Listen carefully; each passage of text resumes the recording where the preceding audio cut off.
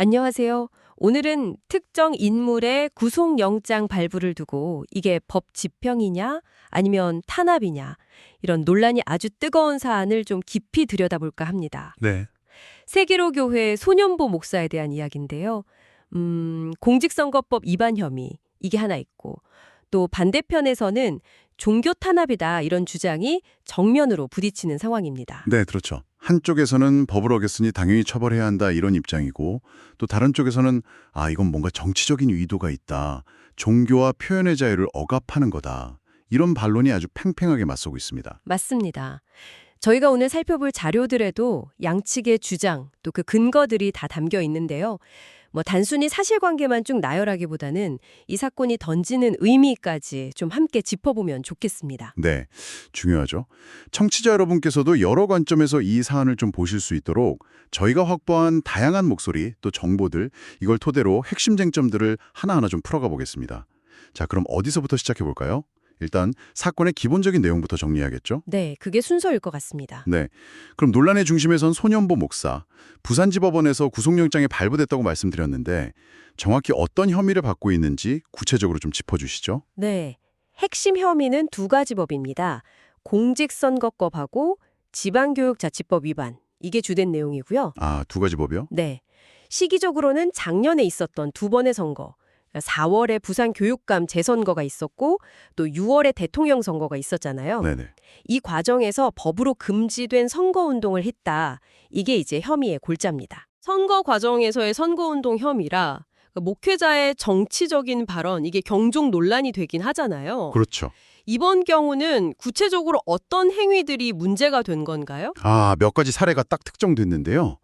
우선 부산교육감 재선거 관련해서 보면 그 삼원경에 교회 예배 중에 특정 후보였죠. 정승윤 후보.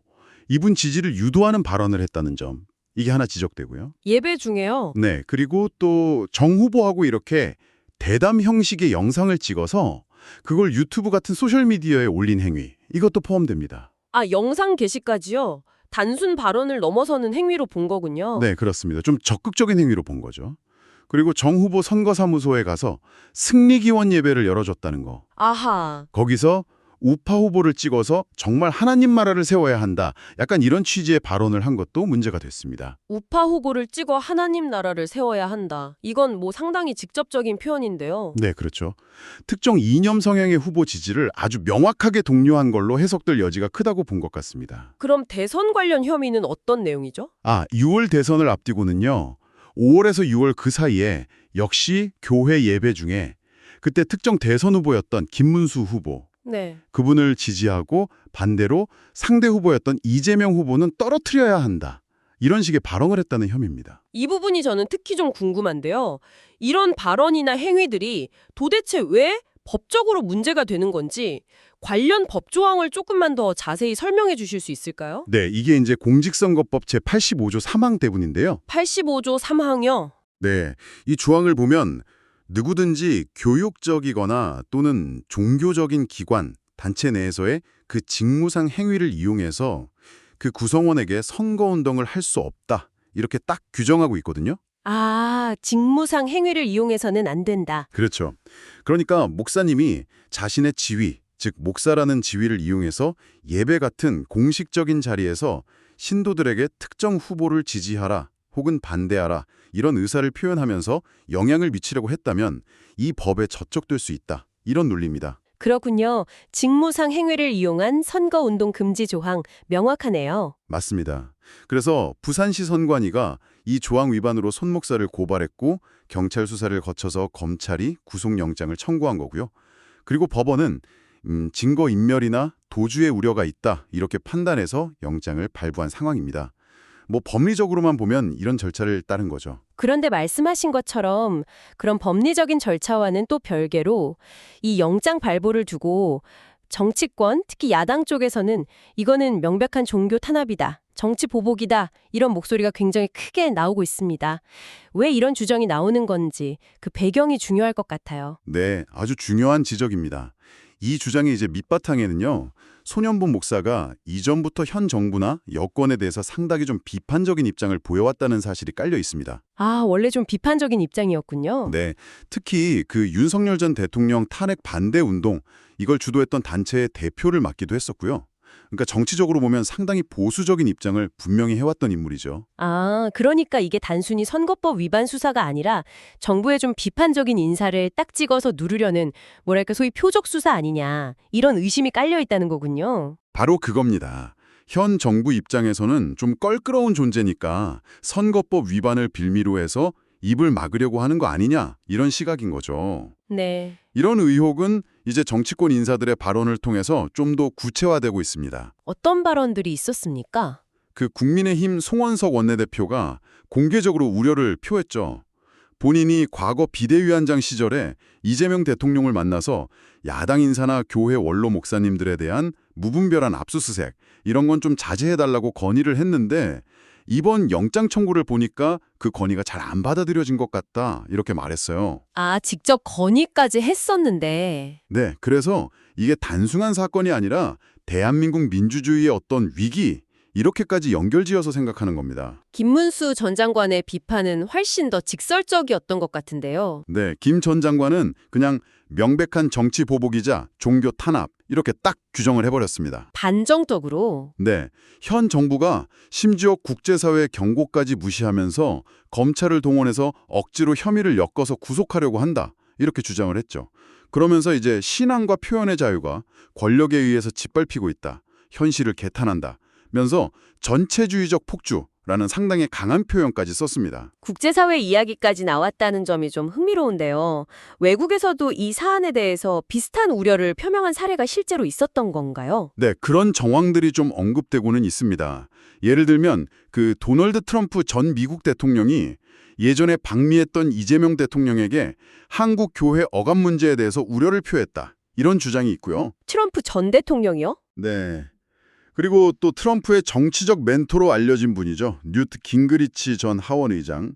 이분이 미국 언론에 기고한 글에서 한국 내 보수정당 인사나 교회 지도자들에 대한 대대적인 압수수색을 전면적인 탄압이다. 올아우트 어솔트 이렇게 표현하면서 비판했다는 내용도 이 주장을 뒷받침하는 근거로 제시되고 있습니다. 미국 전 대통령이나 유력 정치인까지 거론될 정도면 이게 단순한 국내법 위반 논란을 넘어서서 어떤 국제적인 차원에서도 주목을 받고 있다. 뭐 이런 방증이 될 수도 있겠네요. 그렇죠.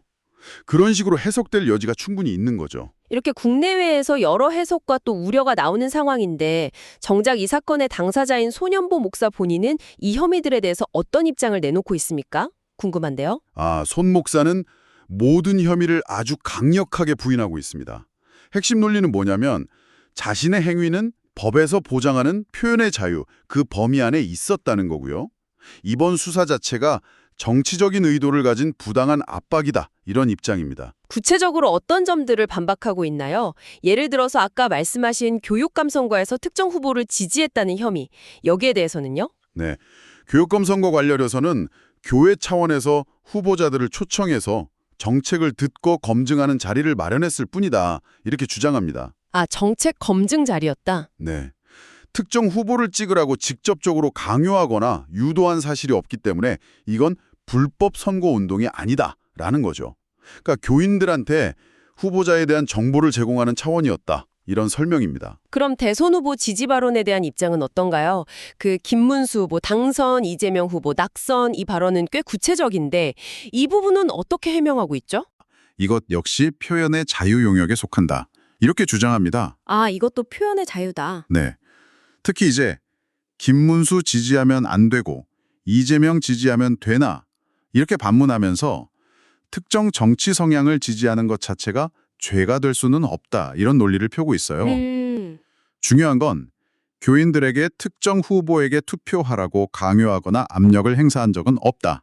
이 점을 거듭 강조하고 있습니다. 듣고 보니 그 개인적인 신념 표명하고 선거법이 금지하는 직무상 행위를 이용한 선거운동, 이 둘 사이의 경계가 어딘지 이게 정말 핵심 쟁점이 되겠군요. 그런데 상당히 강경한 태도를 보이고 있는 것 같습니다. 맞습니다.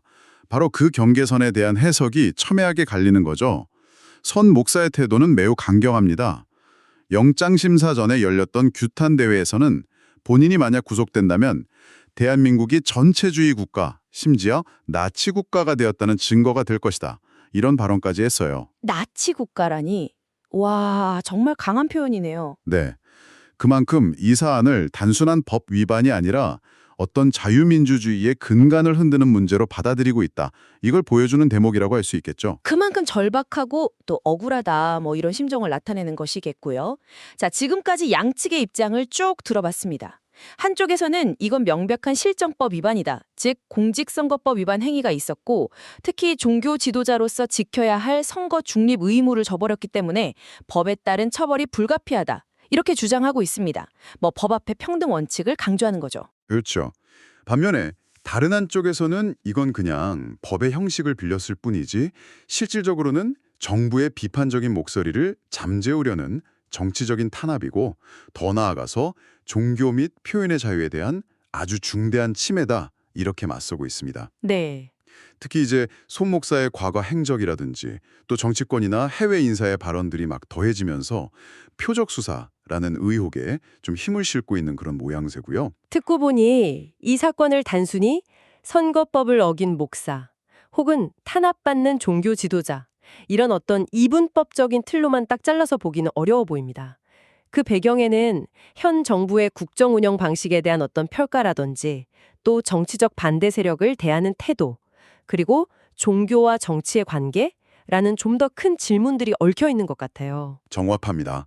이 사건은 단순히 법조항 해석의 문제를 넘어서는 거죠. 그렇죠. 종교인의 정치 참여는 과연 어디까지 허용되어야 하는가?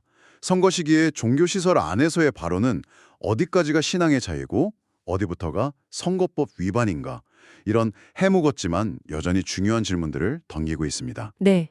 더 나아가서는 법 집행 과정, 특히 검찰 수사나 영장 발부 과정에서 과연 정치적 중립성과 공정성이 담보되고 있는가 하는 어떤 근본적인 신뢰의 문제와도 연결된다고 볼 수 있겠죠. 이런 논란 자체가 어쩌면 우리 사회의 민주주의나 법치주의가 지금 건강하게 작동하고 있는지 한번 점검하게 만드는 그런 계기가 될 수도 있겠네요. 청취자 여러분께서도 어느 한쪽의 주장만 듣기보다는 제기된 혐의의 구체적인 내용, 그리고 그에 대한 반박, 또 그 이면에 깔린 여러 가지 정치적, 사회적 맥락들을 함께 고려하시면서 이 사안을 바라보시면 더욱 깊이 있는 이해가 가능하지 않을까 싶습니다. 오늘은 소년부 목사의 구속영장 발부를 둘러싼 여러 논란들을 좀 다각도로 살펴보았습니다. 법 집행의 정당성이라는 가치와 또 정치적, 종교적 자유라는 우리 사회의 또 다른 중요한 가치들이 충돌하는 상당히 복잡하고도 민감한 지점을 드러내는 그런 사례였습니다. 네, 맞습니다. 이 사건은 앞으로도 계속해서 우리 사회에 중요한 질문들을 던질 거라고 봅니다. 말씀하신 것처럼 종교인의 정치적 표현의 자유는 어디까지 보장되어야 하는가? 그리고 또 사법 절차가 정치적인 외풍으로부터 자유롭다는 신뢰를 어떻게 확보할 것인가? 이런 문제는 정말 끊임없이 고민해야 할 숙제인 것 같습니다. 네. 특히 특정 성향의 인사에 대한 수사가 좀 집중될 때 제기되는 그런 공정성 시비는 사실 사법 시스템 전체의 신뢰도와 직결되는 문제이기도 하고요. 오늘 저희가 함께 나눈 이야기들이 청취자 여러분께서 이 복잡한 사안을 스스로 판단하시고 또 그 의미를 되새겨 보시는데 조금이나마 도움이 되었기를 바랍니다. 이 사건의 향후 전개 과정 그리고 그것이 우리 사회에 미칠 파장에 대해서도 계속 관심을 가져야 할 것 같습니다. 네, 그렇습니다. 다음 시간에 또 다른 깊이 있는 이야기로 찾아뵙겠습니다.